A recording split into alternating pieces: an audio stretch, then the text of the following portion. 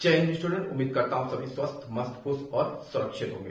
आज की वीडियो में हम डिस्कस करने वाले हैं डीबी स्कीप को लेकर एक इंपॉर्टेंट मैसेज है जिसे आपको ज्यादा से ज्यादा शेयर करना है। इसके अलावा क्या कट ऑफ 79 से डाउन जाएगा ही नहीं, इस पर भी हम डिस्कस करेंगे। तो सबसे पहले मैसेज की ओर चलते हैं।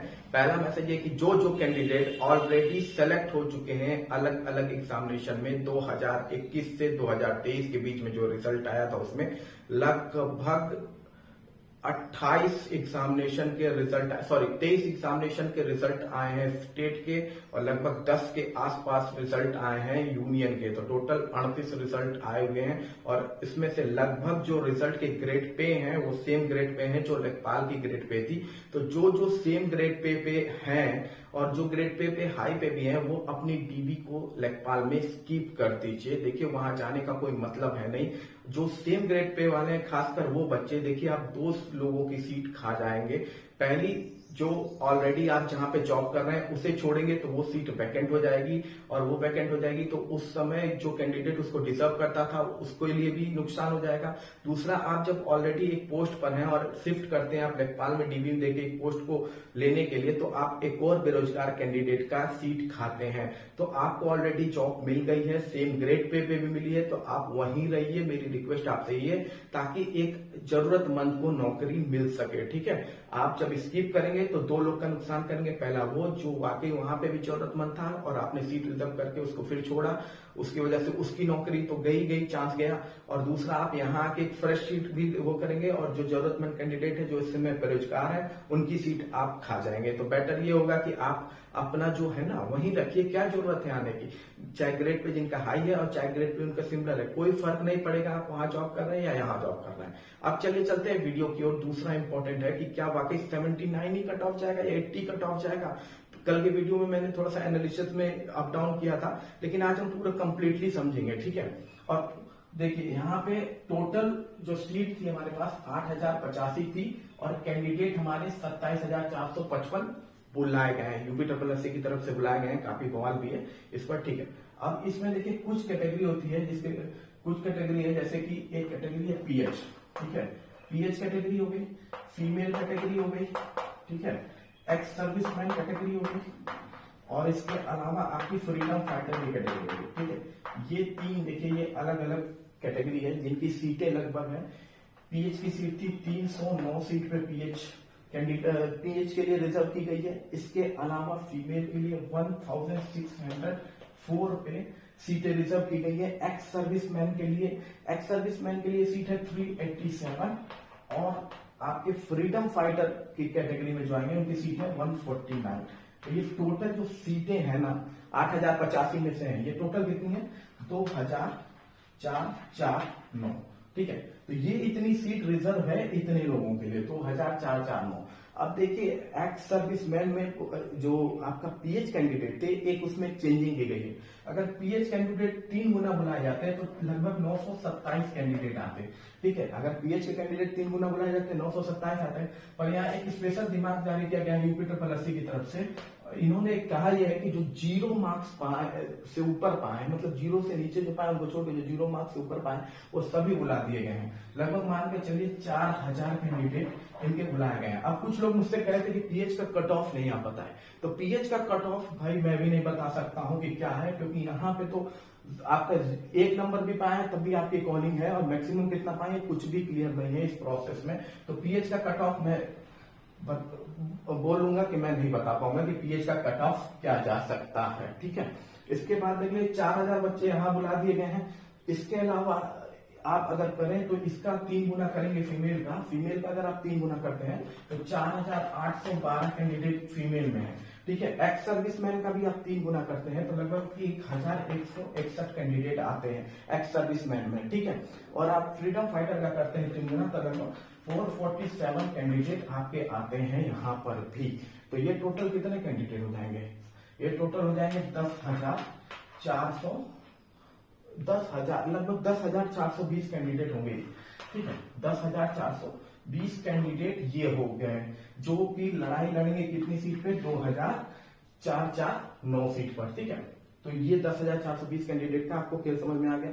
अब हम इस सीट को माइनस कर देंगे लगभग ठीक है, इस सीट को माइनस करेंगे, खासकर ये 3 सीट पीएच की, एक्स सर्विसमैन की और फ्रीडम फाइटर की सीट को हम माइनस कर देते हैं। ठीक, तो हम इस सीट को माइनस करेंगे किसमें से, टोटल की सीट में से। ठीक, टोटल की सीट में जब हम इसे माइनस करते हैं तो लगभग आपके पास जो सीट बचती है, ठीक है, टोटल में सीट में अगर 8085 में इसको माइनस करेंगे तो टोटल आपके पास जो सीट लगभग बचेगी पीएच, एक्स सर्विसमैन और फ्रीडम फाइटर को हटाने के बाद, तो वो लगभग होगी फीमेल की जो सीट है, देखिए 8085, सॉरी, ये लगभग जो सीट बचने वाली है वो सीट लगभग होगी 7240। ठीक है, इतनी सीट बचेगी, इसमें मेल और फीमेल, मतलब ये सीट होगी इसकी, ये सीट होगी जनरल, ओबीसी, एससी, एसटी, ये सबकी सीट इतनी है 7240, वो हटा दिया, वो तो एक स्पेशल कोटा रहता है, लेकिन ये टोटल सीट आपकी है। टोटल कैंडिडेट आपके कितने हैं, 27,455 कैंडिडेट आपके सेलेक्ट हुए हैं। ठीक, अब उसमें से हमें कितने कैंडिडेट हैं जो कम कर देने हैं, ठीक है, कितने कैंडिडेट अगर हम उनके कम कर देते हैं तो कितने बचते हैं।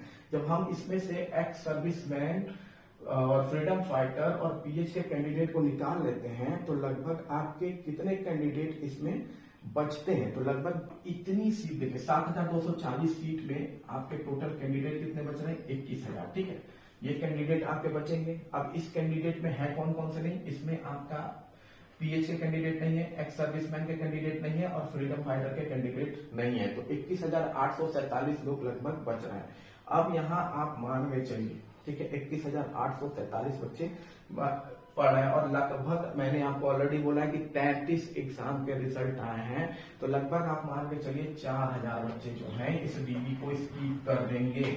4,000 बच्चे तो स्कीप करेंगे ही करेंगे। ठीक, 4,000 बच्चे आपके इस डीबी को स्कीप करेंगे, तो लगभग कितने बच्चे हुए, लगभग कितने बच्चे हुए, 7, 4, 8, ठीक है, 7, लगभग 17,847 बच्चों की जंग है, कितने में, 7,240 में। ठीक है, 17,847 बच्चों की जंग है 7,240 में। इसमें सब है, आपका फीमेल भी है, इसमें इंक्लूडिंग है। ठीक है, फीमेल भी इंक्लूडिंग है लगभग। ठीक, और मान के चलिए कि और थोड़े से हम कैंडिडेट कम कर देते हैं, तो कैंडिडेट कम कितने हो जाएगा, 17,847 है। मान लीजिए 800 कैंडिडेट ऐसे होंगे जो लगभग आपके या तो पकड़ाएंगे या तो उनके डॉक्यूमेंट नहीं सही होंगे या कुछ होगा, जो भी होगा, तो 7, 4 और 7 मतलब लगभग 17,047 बच्चे आपकी लड़ाई लड़ने वाले हैं 7,240 सीट पर।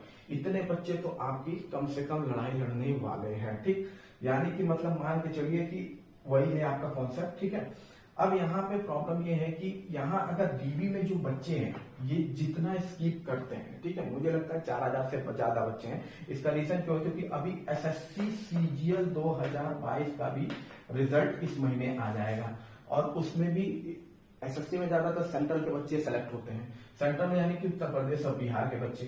तो ये मैं मान के चलूं एक एग्जैक्ट आंकड़ा 4,000 या 6,000 या 7,000 भी हो सकता है। जितना ज्यादा लोग डिग्री स्किप करेंगे उतना प्लस पॉइंट है। लेकिन ओवरऑल बात यह है कि लगभग आपका 9,000 कुछ बच्चे जो होंगे, 9,800 के आसपास बच्चों के पास चांसेस कम है आपके सिलेक्शन होने के, जबकि 7,240 बच्चे तो खैर सेलेक्ट होने ही होने वाले हैं, ये तो होना ही है। ठीक, अब यहाँ पे आपका कट ऑफ जा कितना सकता है, देखिए 17,000 बच्चों में ही कंपटीशन है।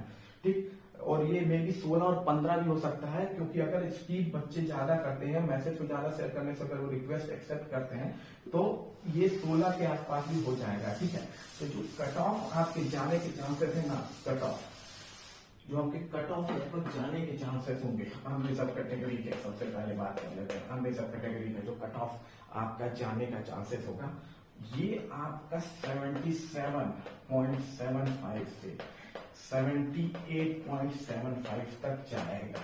यानी कि आपका जो अनरिजर्व कैटेगरी का डीबी के लिए कट ऑफ आया ना, उसमें +2 या +3 के आसपास, इससे ज्यादा बहुत ही कम चांसेस है कट ऑफ जाने के।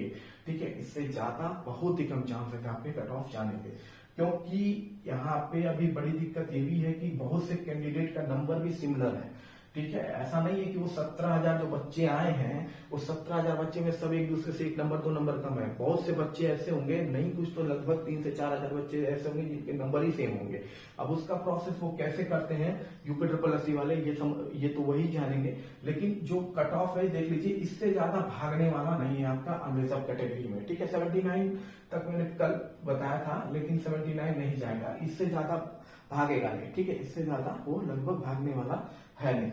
ओबीसी ईडब्ल्यूएस कैटेगरी का भी बात कर लेते हैं।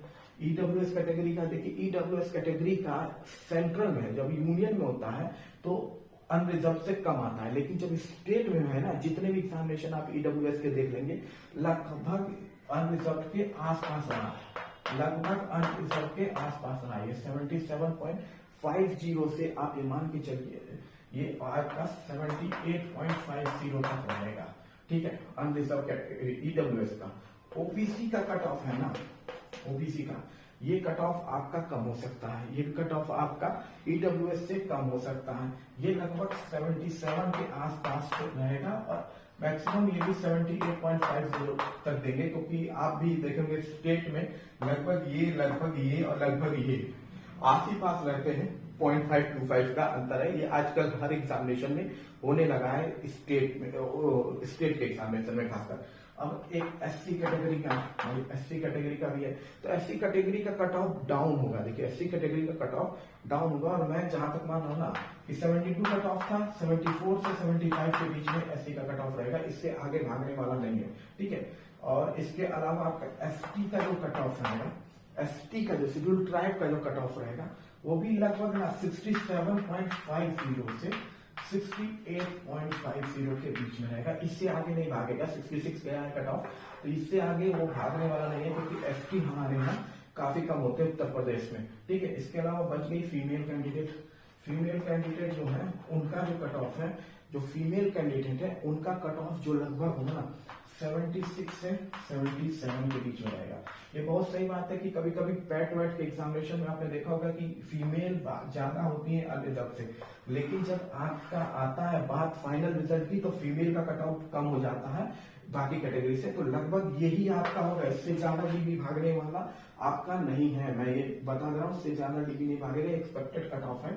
तो एकदम अपने डॉक्यूमेंट को तैयार रखिए, डॉक्यूमेंट का वीडियो में एक अलग से बना दूंगा। ठीक है, और लोग कह रहे हैं कि कितना एग्जामिनेशन ऐसे थोड़ी ना है, तो देखिए बहुत एग्जामिनेशन हुए थे, जैसे कि यूपीएसआई का एग्जामिनेशन हुआ था, फिर यूपीएएसआई का भी एग्जामिनेशन हुआ था, लोअर पीसीएस हुआ था, कुछ एग्जामिनेशन में लिख दिया लोअर पीसीएस हुआ था, लोअर पीसीएस का भी एग्जामिनेशन का रिजल्ट इसी में आया था। ठीक है, यूपी पीसीएस का भी रिजल्ट आया हुआ है, 2022 का भी रिजल्ट अभी आया है, पीसीएस 2022 का भी रिजल्ट इसमें आया हुआ है, जूनियर असिस्टेंट 2019 का रिजल्ट आया हुआ है, जूनियर असिस्टेंट 2019 का भी रिजल्ट आया हुआ है, एएसओ 2019 का रिजल्ट आया हुआ है।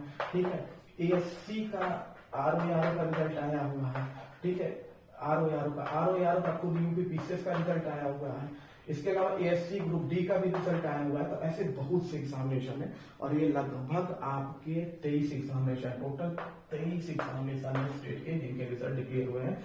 जो अपने डीबी को स्केप करेंगे तो अच्छा फायदा होगा उन कैंडिडेट को जिनको अभी तक एक भी जॉब नहीं मिली है, तो इस पे बड़ा दिल दिखाना होगा कैंडिडेट को। बाकी किसी भी अपडेट के लिए चैनल को लाइक और सब्सक्राइब जरूर कीजिए। जय हिंद, जय भारत।